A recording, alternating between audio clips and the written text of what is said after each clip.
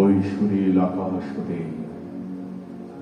চোখ রাখছে বঙ্গবন্ধু স্যাটেলাইট।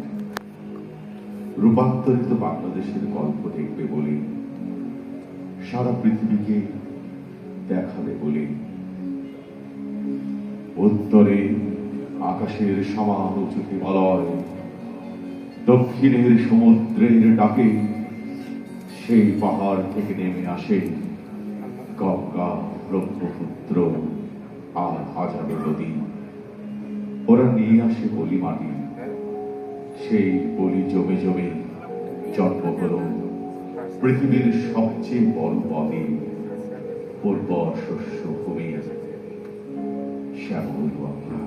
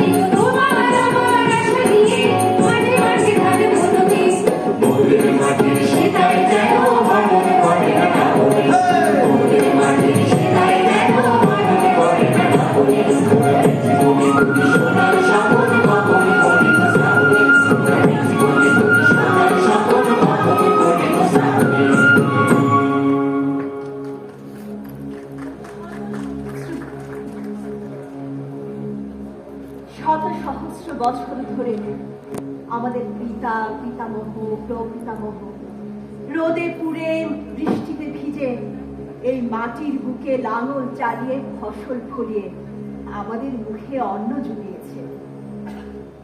প্রকৃতির সাথে যুদ্ধ করে শুধু যেন দুমুঠো আমরা দুবেলা খেতে পারি, এই ছিল আমাদের খোরপোশ কৃষি, আমাদের সনাতন কৃষি। কৃষকেরাই আমাদের আদি বিজ্ঞানী। মাটির গুণ, বীজের ধর্ম, মেঘের রং, রোদের তাপ, বাতাসের গতি বুঝে তারা বুঝবার চেষ্টা করতেন কি করলে ফসল রক্ষা হবে, কি করলে ফসল ভালো থাকবে। খনার বচনে উঠে আসে আমাদের আদি কৃষি গানের গল্প কথা। যদি বর্ষে মাঘের শেষ, ধন্যী রাজার পুণ্যি দেশ। বর্ষাকালে লাগালে গাছ, তাতেই অন্ন তাতেই মাছ। গলা ডুবে নাকে টোপাত, তাতেই কাপড় তাতেই ভাত। ফাল বিষে করি ভাত, আম কাঁঠাল পুঁতে রাখ। ক্ষেতের কোনা বাণিজ্যের সোনা, ক্ষেতের কোনা বাণিজ্যের